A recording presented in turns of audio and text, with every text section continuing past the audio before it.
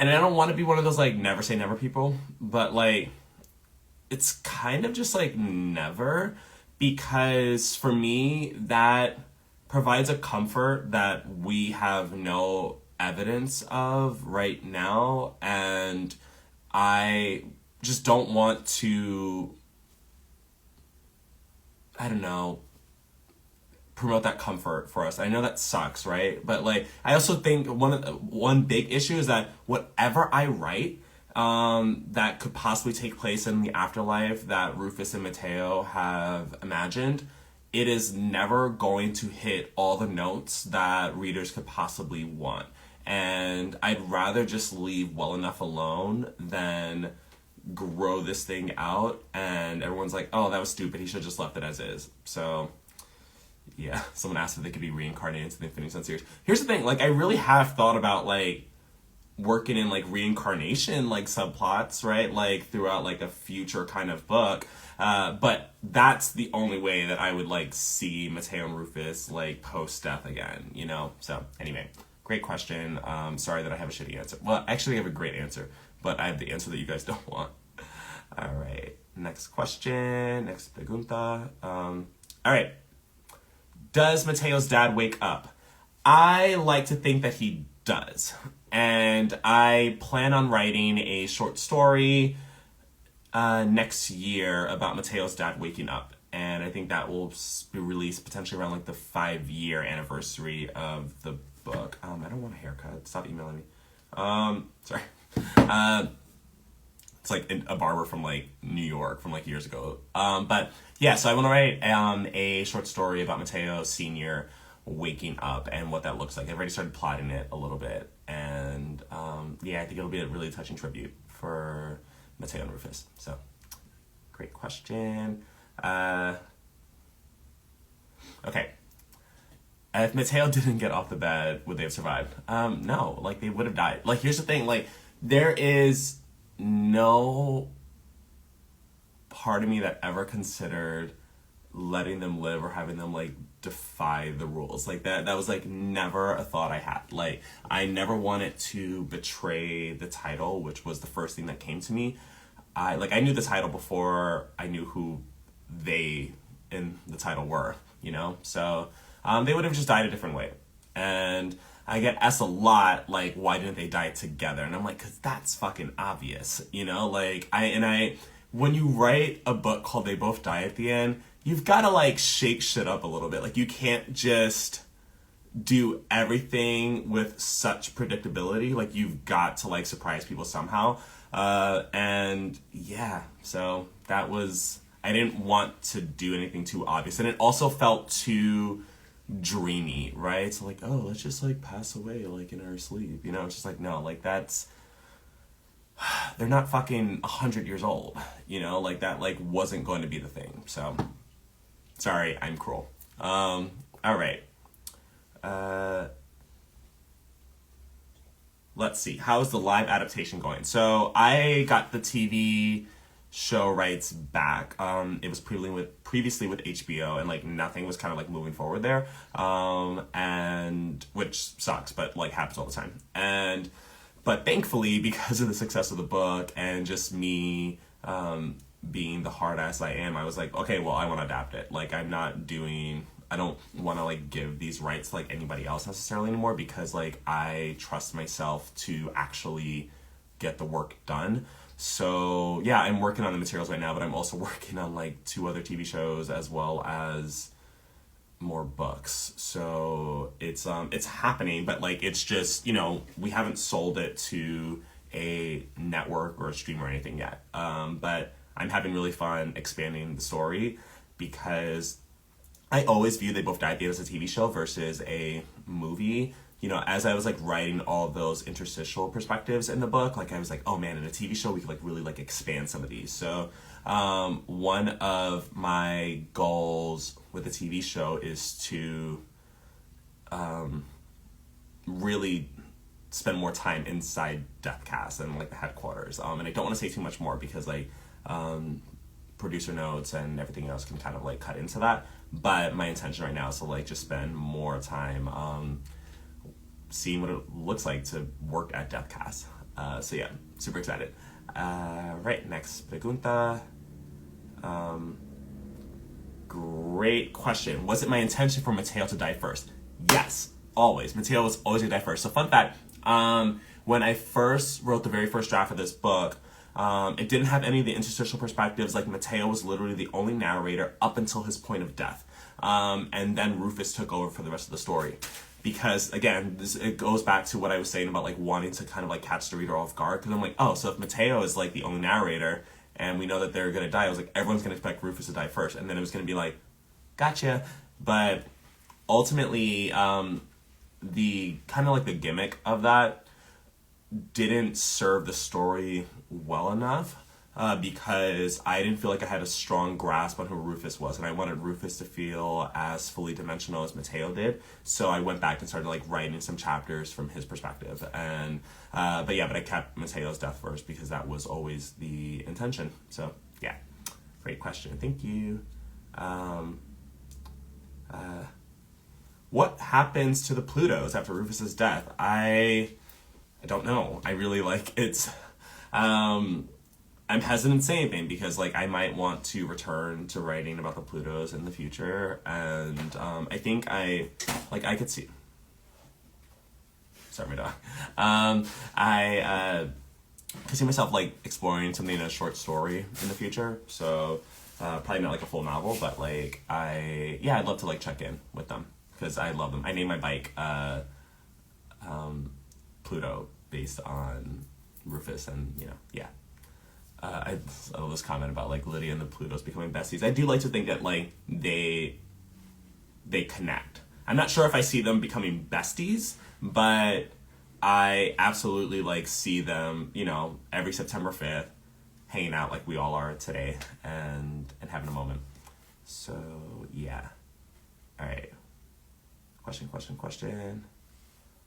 How do I plan on expanding the Deathcast universe? So what's really funny is that years ago I wanted to tell more Deathcast stories, and my editor at the time, Andrew, who acquired They Both Die at the End, he's a fucking genius, and we were nervous about diluting this story by, like, just telling so many Deathcast stories. And I think my revelation in the past year has just been that, like, I want to tell more stories in this world. It's my favorite world that I've created.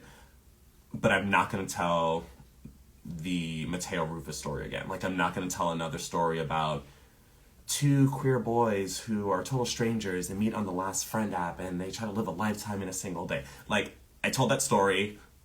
I told it successfully in my perspective. I'm not trying to do it again. I am not the writer who writes the same story 10 fucking times. That's boring. But there's so many different lenses to, like, kind of, like, see into the Deathcast world. So I am kind of building that stuff out right now. But yeah, let's see. Okay, this is a really popular question that I get a lot. How did Delilah die?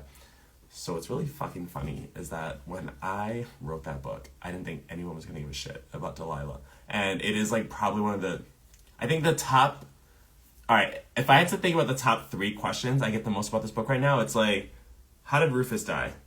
Do they meet in the afterlife? How did Delilah die? Let's make it 4. How did does Mateo's dad wake up? Like, those are the most popular fucking questions I get now. The Delilah thing, guys, I swear to God, I don't know. I also plan on writing a short story about that. I think I'm going to call it, like, Delilah Dies at the End, so that we can, like, just see and get some closure. But I never thought about it. Like, I really just didn't think that people were going to be so invested in her. And I loved her. Like, I was rereading one of her passages yesterday. And I was like, oh, I love Delilah. Like, she's dope. But also, I just know that her death takes place after Rufus's. And I didn't want to continue the book just so we could see Delilah's death, right? But so many people have been like, does Delilah defy death? And I'm like, no, everyone fucking dies, guys. Like, there are no exceptions here. Like, I did not write that book. I did not write the book where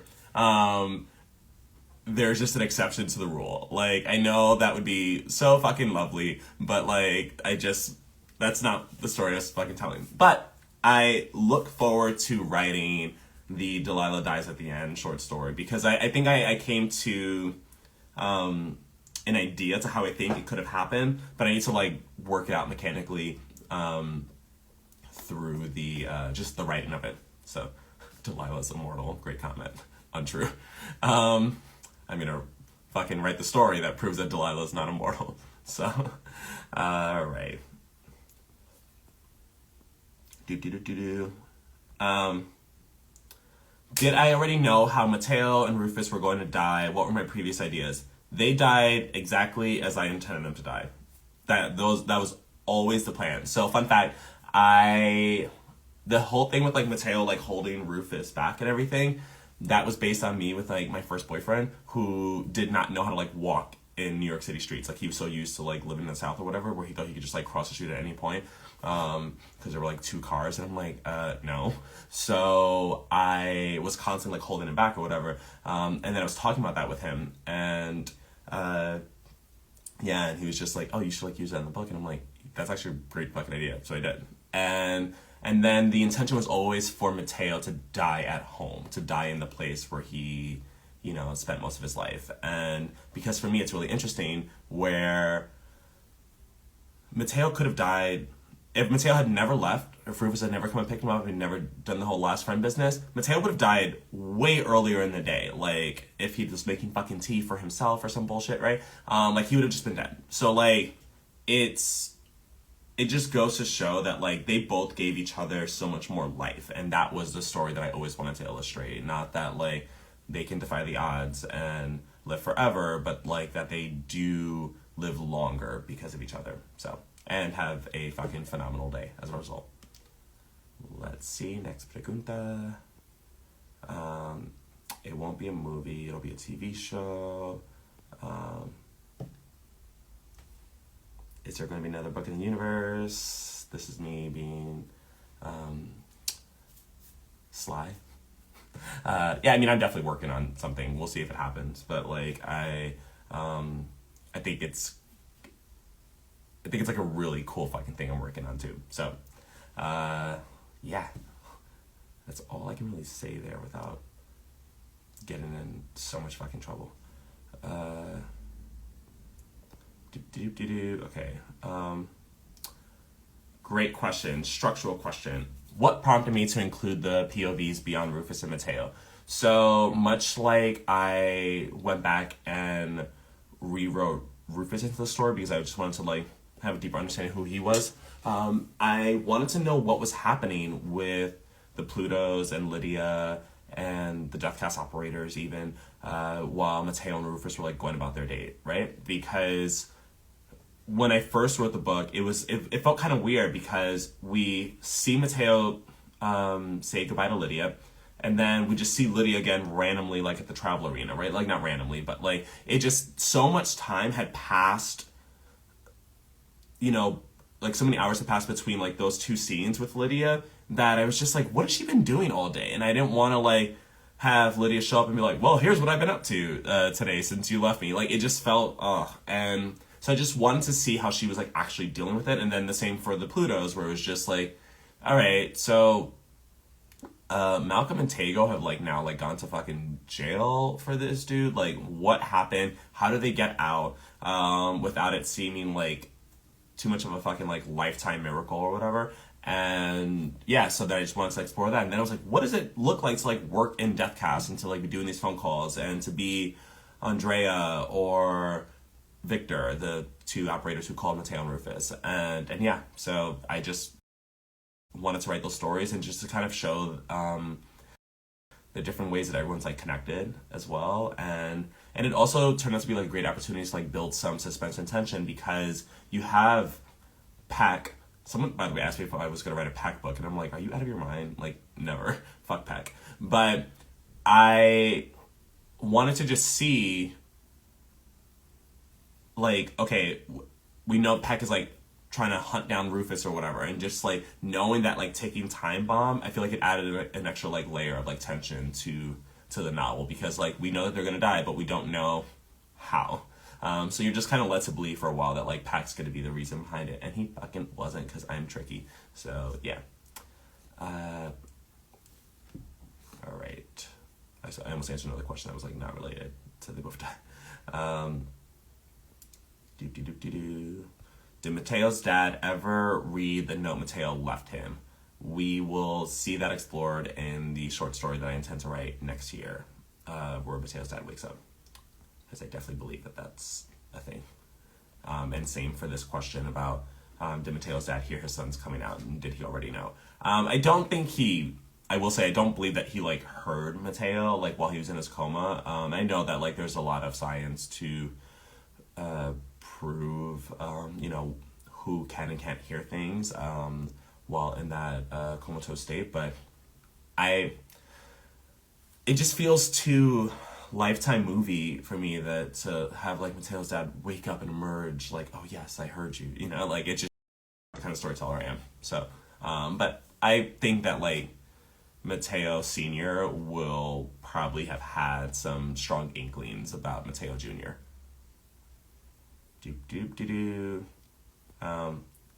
Oh, this is the other fucking question I get all the time. How does Deathcast know who's gonna die?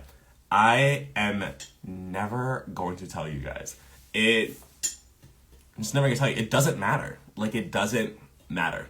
The thing I'm working on, it's definitely a question that gets explored a lot, especially given the state of what that novel is. But I believe in the curiosity behind it, and I love it, but it's not important. Anything, much like how I feel about the Afterlife novel that I will never write because it won't be satisfying enough for anybody. Any answer I give you all about how Deathcast operates is not going to be satisfying, and you're just going to poke holes into it, which is your fucking reader right? But like I am not opening those doors. I literally don't intend to open those doors. I've had a couple friends like ask me like, okay, so like, what do you think it is? And I'm just like, I have a theory that kind of works, right? But maybe it's a little too far out there for some people. And so yeah, I'm just like not going to tell, but really like, oh my, I cannot wait to talk about what I'm working on because yeah, it's dope. And again, I love using all, these reader responses over the years as like fuel to figure out like, okay, how can I like touch on this thing without touching on it? But yeah, I'm just not gonna tell you guys. Like I really I'm not. So sorry. Lo siento. All right.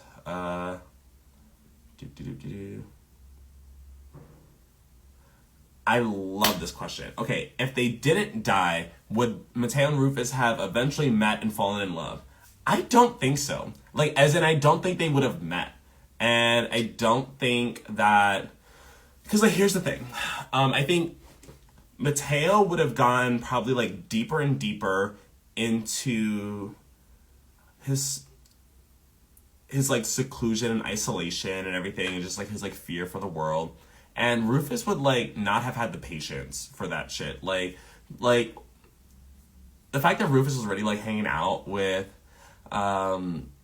Matteo, who's like burying dead birds and shit, and like doing all these other things that like he has no particular like stake in, was already such a great illustration of like Rufus's heart, especially in contrast to like what he's doing when we first meet him. But yeah, I love that they met. Like, here are two boys who like met in the same city, and it took like an app to introduce them to one another. And that's like absolutely been my experience over the years, like on dating apps and everything, where I'm like, okay, how the hell did I not know you like beforehand? And it was just like, oh, cool, well, yeah, I don't know, it's just funny that way. So I don't know that they would have met. Like, maybe Rufus and Amay would have gotten back together or something, or like Rufus would have just found someone else. But I really like to think that it was in these like very special circumstances on this tragic day that all the stars aligned for them to like meet and fall in love. So that is the story I tell myself. But you go crazy with your own fan fiction version. All right. I love this question too. Did I ever think about Mateo's dad dying instead of Matteo Jr. since they share a name? You know how I've been like, I'm a crafty bitch? That was literally never my intention to have that be sort of like a little like red herring where excuse me, to have the reader kind of questioning like, oh, maybe the dad's gonna die instead. That was never my goal. I love that it worked out that way, and I thought it was so fucking funny when it was brought to my attention for the first time. But yeah, that was never my goal.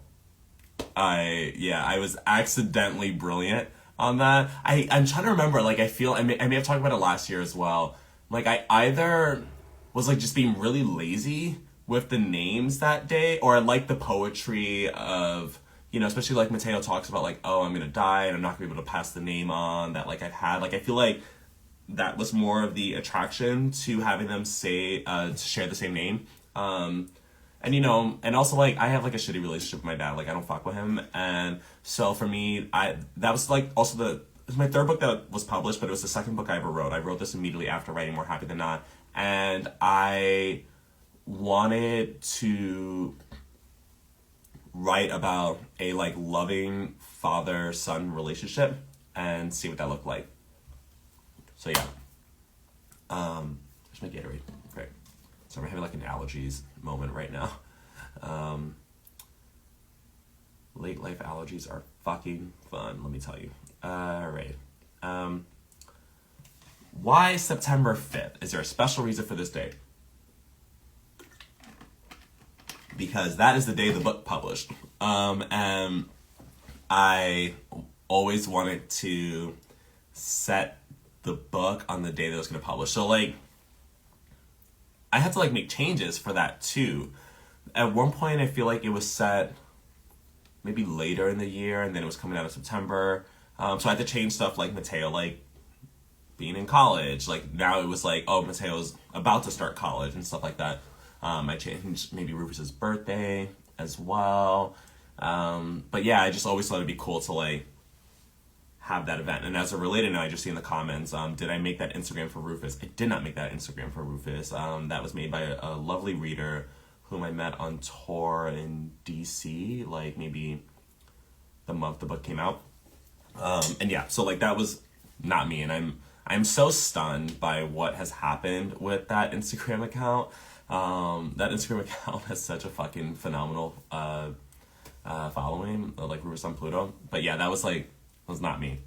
And I love that like that user has like not posted like fucking anything else on that feed, because it's just like Rufus is not around to do so himself. So but yeah, there's like Instagram feeds for Rufus, for Malcolm as well. Malcolm I think just has like the one post. There isn't a Tego one, because I don't know if we like know that, but like I've seen a couple Ame ones. By the way, I saw people were like, is that how you pronounce her name? I'm like, I've always pronounced it Ame. I think even in the audiobook they say Amy, so it's like it's fine. But I took that name from like a girl who I went to school with like a few years ago. Not a few years ago, excuse me. When I was like in fucking 7th grade, which was not a few years ago. But yeah, I just thought the name Ame was like really beautiful. Alright. Oh, okay, that's a sweet question. What was my favorite part about the book? I really love the scene where Matteo and Rufus are sitting in Matteo's grave. Like, that was a scene that came to me pretty early on. And that was like always like the scene where I was like, oh man, if this ever gets turned into a TV show, I'm gonna write that episode. Like, I'm gonna write that scene. And now I hope to be able to like write that scene, because I just think it's it's really gorgeous, just like watching these two boys like talk about life, like in one boy's like graveyard, not graveyard, his plot. Yeah. All right. Wait, who's Omar? Everyone's saying Omar needs to play Matteo, and I'm like, I don't know if I know who Omar is. If Omar's white, I'm not interested. I cannot tell you how many times I've been frustrated over the years to see people fan casting Matteo and Rufus as like white boys, and I'm just like, They're not white. They're not white. Rufus especially, his like brown skin is like described. And yeah. Omar Rudberg. Okay, I will have to like look into that. Yeah, I feel like I watched like 10 minutes of Young Royals. I haven't had a chance to like really get into it. Yeah, that's a conversation for another time though. All right. Let's see. Little Penny. What's up with her? Yeah, I hope she's, I don't know, living her world domination life. And yeah, I just, I don't know, maybe, again, I really do have a lot of ideas for like different short stories in that world. So I might pitch something to my publisher at some point and see if I can like make that happen. All right.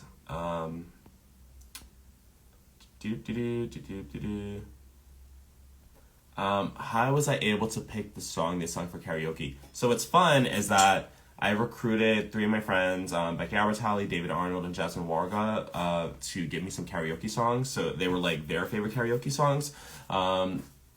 You know, so there's like a girl named Warga, there's a guy named David, and a girl named Becky. And they, you know, all those characters sing those songs, and all those respective real life people like chose the songs, the karaoke songs. But I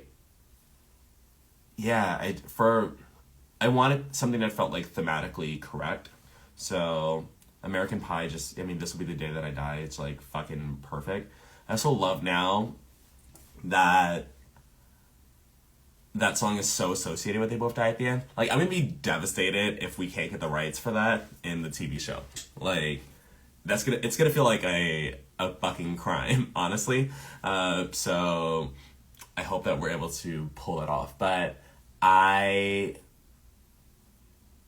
know. And then also like, you know, having Matteo sing your song is like, I just really love that song as well.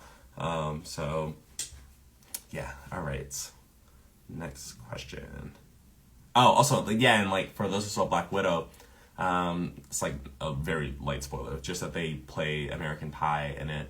And I had so many people messaging me like that weekend after the movie came out to be like, I was thinking about Mateo and Rufus, like in the middle of this Marvel movie, and I was like, oh god, that's so fucking cool. So, all right.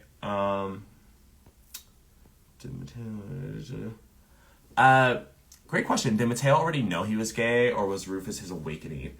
I think Mateo knew. I think he was just scared of that a little bit. So it's funny. So yeah, everything I was saying before about like the dad having an inkling, for me, that comes back to the conversation that he has with Mateo, that, you know, like before the book and years before, where he expresses to Mateo that like love is a superpower and you don't necessarily always like know who it's gonna hit. And I think that was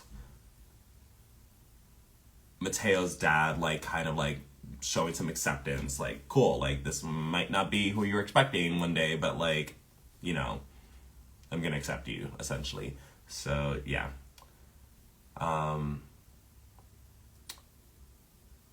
Okay, let's see. Next question. Okay. What happened to Peck? I don't know. He like went to fucking hell. I don't know. Fuck Peck. I literally like I have no shits to give about Peck. Like I really am like I'm not about it.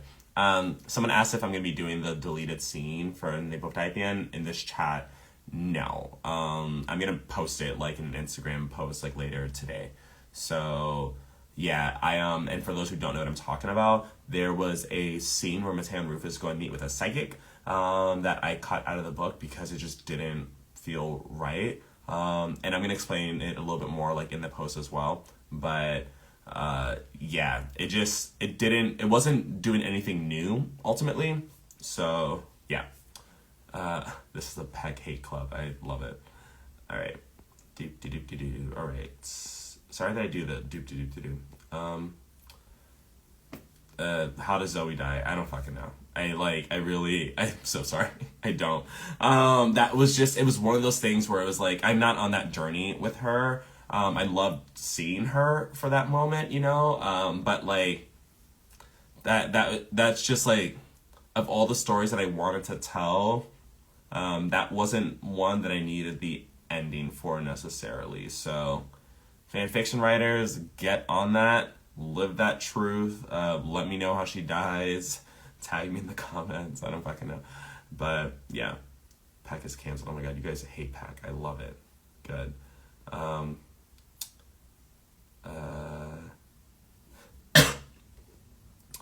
Let's see. I talked about the Delilah thing. Someone's question kind of plays into a different theory that I had for Delilah as well, which is interesting. I didn't think of any alternate endings. This is a great question. Is Matteo asexual? I feel like he definitely reads pretty asexual, and he also never straight up says like, "Hi, I'm gay," and obviously you can be like gay and asexual, but like, yeah. So I've thought about that a lot, like over the years, especially like as my own understanding about identity has expanded.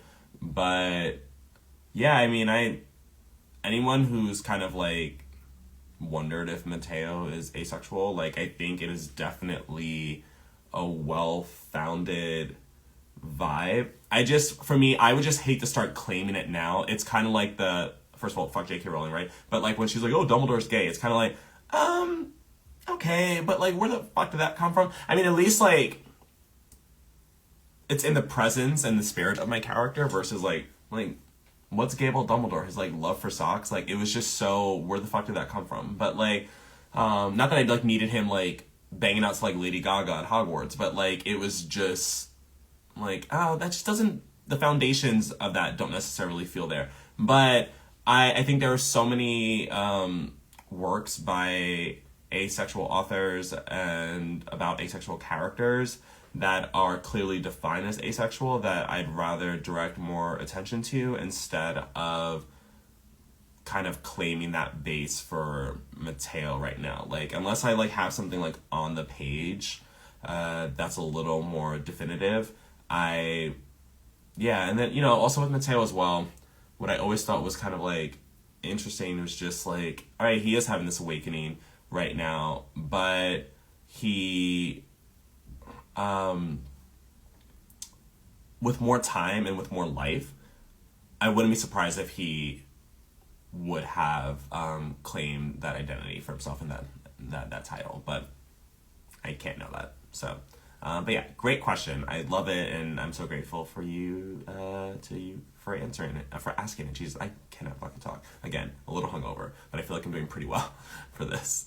All right. Let's see. What haven't I answered?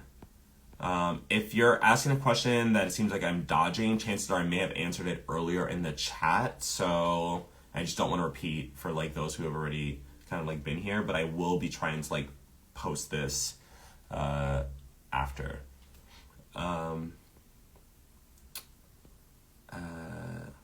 What's my favorite book that I've written? This readers is What If It's Us What If It's Us, which is dope. I love that book. I love that series. I'm so hyped for you all to read Here's to Us.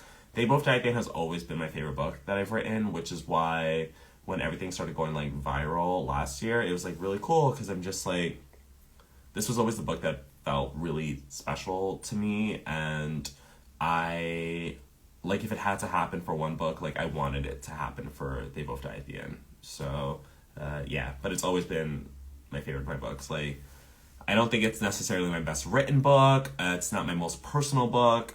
You know, my most personal is More Happy Than Not. I would say my best written is probably History Is All You Left Me. But They Both Died has always been my favorite story that I've told. So yeah, which is why I'm like so hyped to do more books in that universe. All right. Wow, there have been a lot of fucking people in this chat. You guys are dope. Thank you for hanging out. Yeah, I was trying to figure out a time that would work for like different time zones. And I know it's like always so hard. So I don't want to do anything like too late in the day. But let's see. Was They Both Died an easy book to write? Like, did I get stuck at any part or something? Yeah, I mean, I always get stuck in a book. The fact that like I wrote an entire book from just Mateo's perspective and then only a few chapters from Rufus shows that I didn't quite have the confident handling on that story just yet. But I also had like a whole ass subplot about this like kid who I think he had cancer. Because I wanted to explore Deathcast through the lens of someone who wasn't necessarily surprised to get his call, like was kind of anticipating it. But but that stuff wasn't working. I ended up like cutting all that. His name was Lincoln, so justice for Lincoln. But like he had to go, and it wasn't working, which was a shame.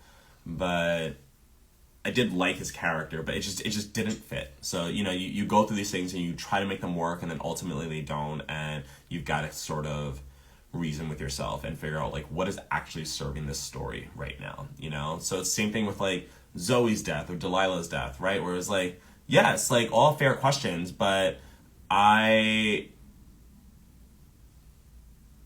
it wasn't necessary for the Matteo Rufus story, and that was the story that I was primarily telling. So I wasn't going to go out of my way to go find Zoe's death or go find Delilah's death, but I will tell you that she's not fucking immortal. And again, I look forward to killing that theory and burying it forever. So justice for Lincoln. I love the hashtag that's now started. Okay. I'm not answering Hogwarts questions because J.K. Rowling's fucking transphobic. So that's that. Sorry. Just not doing it. I think this is a... Oh, okay, well, the question went away, but I remember it. Someone said they can't believe Matteo died a virgin. Did he? So here's the thing. There's kind of like an hour unaccounted for between when Rufus and Matteo are like back in Matteo's room, and I'm gonna try to find it right now. And from like where Matteo dies. So I'm just like, shit could have gone down like in that moment. Like I intentionally left that space vague. So yeah, okay. Rufus tells Matteo. They tell each other that they love each other at 7:54 p.m. At 8:41 p.m. is when Matteo gets up to die. So, I mean, there's some time there. It's, that could have been a moment. So, I don't know if I ever say anything that's like, oh yeah, we completely slept that entire time. Like, it's just, you know what it was? I was thinking about, Buffy, the show Buffy, and like in the finale or something, like Buffy and Spike, we see them like meet up in the basement or whatever, and there's this moment where they're just staring at each other, and you never find out if they like hooked up or anything, right? Like maybe they're just in bed together and they show that, but like you don't know like if something happened, and I thought there was something really special about that, and something kind of just like private and intimate that I really respected, and especially for like Mateo's first time, because also like it just, I'm not sure it flows well to have these like big like I love you moment, and then sex, and then death, right? Like it just, I don't know. And then also like I've thought about it too. I'm like, is sex really going to be the big priority when you have hours left to live? Like for some people, yes, for some people, no, and I think this also really goes into how Matteo like would identify, but yeah, I don't know. I just don't know. Like I feel like I like the version that they didn't have sex, because sex isn't like the important end all to things, but like I don't know, like sex is dope, but like also doesn't have to have happened for that day to have been meaningful. So yes. Oh my god, at least they didn't die while doing it. I agree. Alright.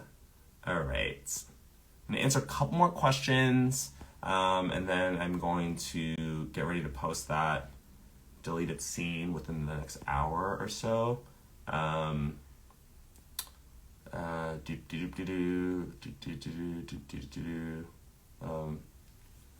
I would love to write a book about the Deathcast employees, like 100%. Like I think that'd be so fucking dope. Like picture The Office, but like Deathcast. Yeah, and maybe make it a drama or a dramedy or something, you know? But yeah, anyway, I love that. Yeah, you guys really are fucking hilarious in these comments. God. Alright. Yes, I will be trying to save this live where you guys can catch that quote of me again saying sex is dope, which I'm like, it is. Like, I can say that. It's fine. Oh my god, someone's like, the Dwight at Deathcast. I'm like, yes, like, what does that look like, you know? So, yeah. Alright. What other questions I want to hit before I live my life? Okay, I love this. Not a question, it's just a comment that says fuck pack. Agree. What was Lydia's reaction to Mateo's death? We get that, right? Like, don't we see that? I feel like we get that whole, we get a scene from Lydia, right when Matteo dies, like Rufus calls her, and she just kind of like knows. Yeah, Lydia Vargas, 10:10 p.m. Oh, fun fact about the book: all of Mateo's scenes, are timestamped at even numbers, except for the scene where he dies. It's an odd number. So that's a fun fact. That was a little egg that I planted because I have OCD. So I wanted to choose like the worst Mateo scene possible and make it an odd time. So yeah. What time did he die? Yeah, it's I'm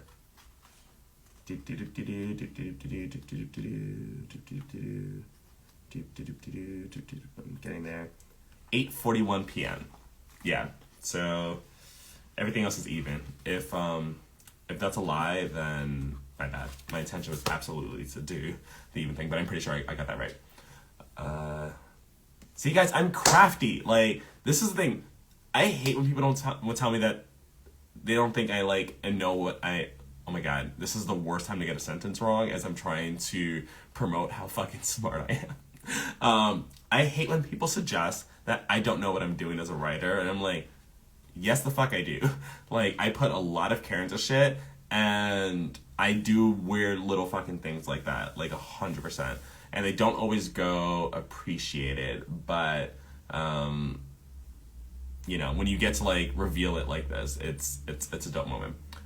Someone asked if I have character playlists. I don't, and I get asked that for, like, every fucking book, like, to the point where, for Infinity Reaper, which is the second book of my fantasy trilogy, I really, for the most part, just listen to, like, rain sounds and nature sounds, and I'm just like, there's no sexy playlist for that. Like, it's literally just, like, go put on, like, rain sounds, and that's it, you know? So, yeah.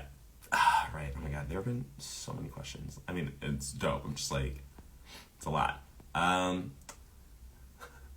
Is Deathcast homophobic? I mean, they must be, right? Fucking killed Matteo and Rufus. Which is not true, because, like, they don't actually do any killing. But, I mean, I guess Victor killed Rufus. So you can say the Deathcast killed him, but, like, yeah. Alright. Rufus got hit by a car. He did indeed. Oh, yeah, great question. Did I cry writing any part of the book? I cried one time while writing the book, and it was the scene where after Matteo dies and Rufus is like dragging Matteo's body out of the apartment, and he's like cradling Matteo. Like, that's when I was crying, and I was just, this is how I write. This is how I look when I write, like a fucking goblin. And I was just like sitting there, like writing that scene like a goblin, and then just like crying like a human. And I was like so overcome by it.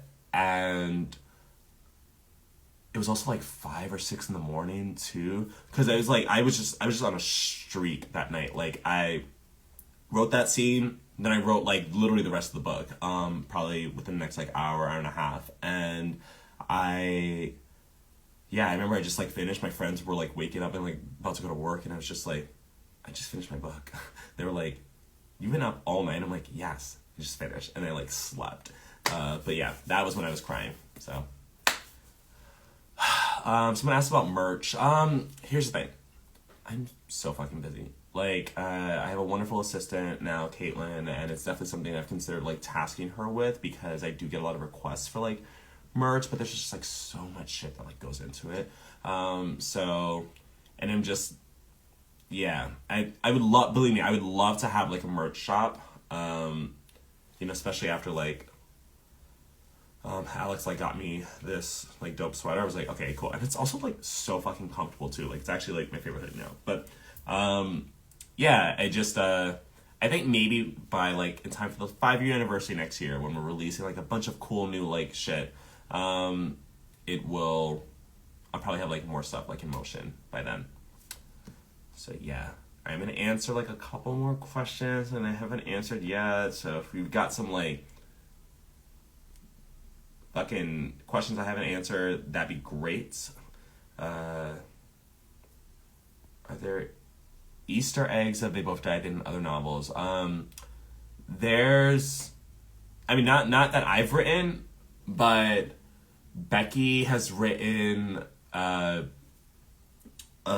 has a They Both Die at the End shout out in Love Creekwood, her novella set in the Simon universe.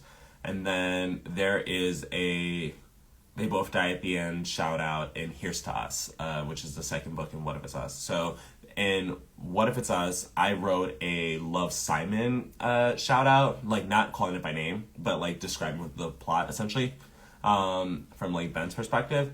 And then Becky wrote from Arthur's perspective a shout out for They Both Die at the End and Here's to Us. So yeah, it's fine.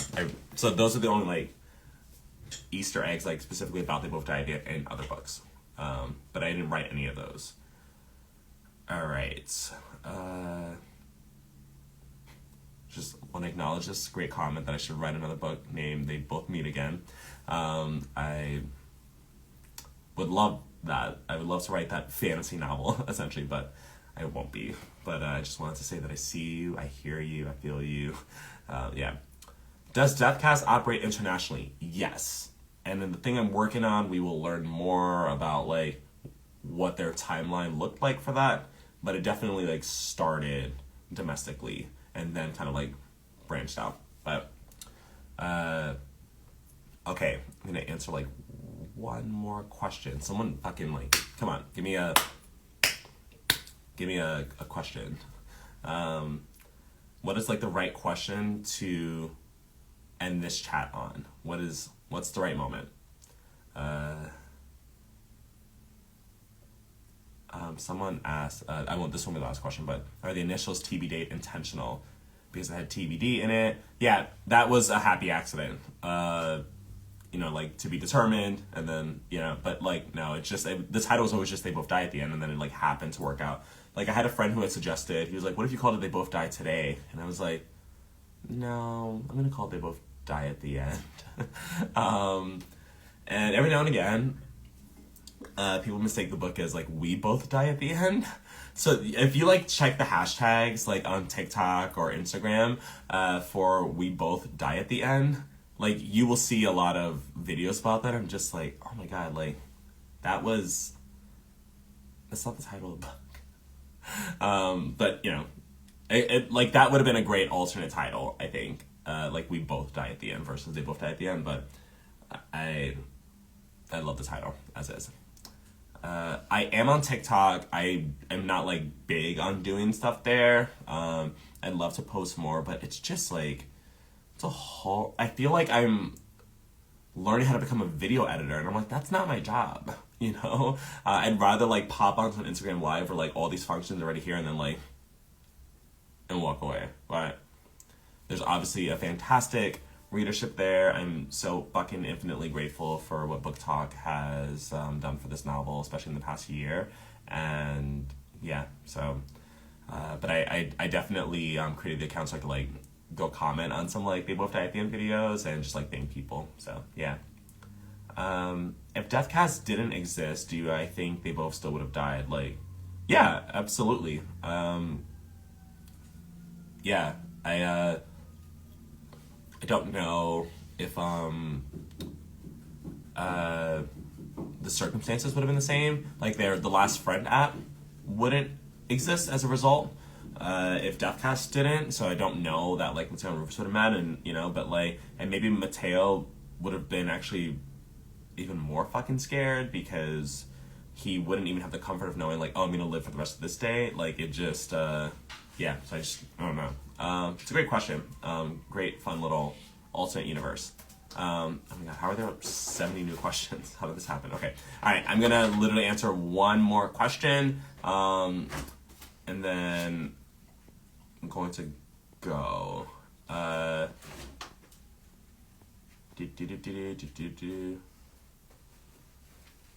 Oh, this is a great question. If I wrote the book today, what would be different? I really don't. Sometimes I think it'd be a little longer, maybe.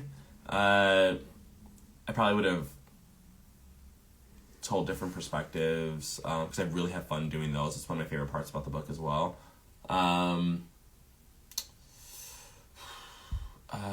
What would be different? It's a great question. Clearly. I actually probably shouldn't have tried to answer it right now, because I clearly don't have the fucking answer.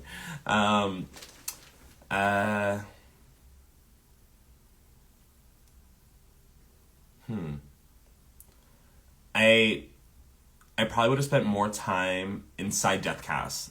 I think that's what it would have been. I would have spent more time inside Deathcast, and specifically with like Victor, because and it's something I like want to do with the TV show, right? Where I'm like, what is Victor doing when he's not at the office?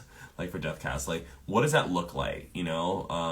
For your job and everything. So like for that to be your job, like then how do you like go home? Like what do you do after that? Like how do you unwind even? So excuse me. Yeah, I would just love to like spend more time with Deathcast, and like what the kind of thing I'm working on right now. Definitely, I'm getting to have like more fun with Deathcast, and I'm really loving that. So yeah, but as for like the Mateo Rufus story, I would have kept like the deaths the same, the Last Friend app the same, and like all that stuff. So, all right, I'm gonna try to save this chat. If I fail, I am so sorry, but I will do another chat soon. I kind of do like spontaneous chats every now and again, but I might try to schedule something else, maybe for a different book. I've wanted to do like a little like book club thing, maybe for a different book, but yeah. Anyway. I am so grateful for your support. Thank you for the past like 4 years on this novel in particular. And I've been in this industry for like 5.5 years now. So thank you for all who've been with me since then. And yeah, if you're just like finding my works, like you're just as fucking dope. So thank you for hanging out today. I legit had so much fun. This was such a lovely way to celebrate Mateo and Rufus. And yeah. They both die at the end. Again, thank you for like making my favorite of my books the one that is like kind of like hit at this level. So I'll be posting that deleted scene pretty fucking soon. And then just posting more content and stuff like that in the future. I want to chat with my former editor and see if I can like share some like past like editorial like letters with you guys and just give you behind the scenes on like what that looked like. But I'm so grateful. So thank you so much for everything, guys. I will talk to you all soon. Okay, peace out.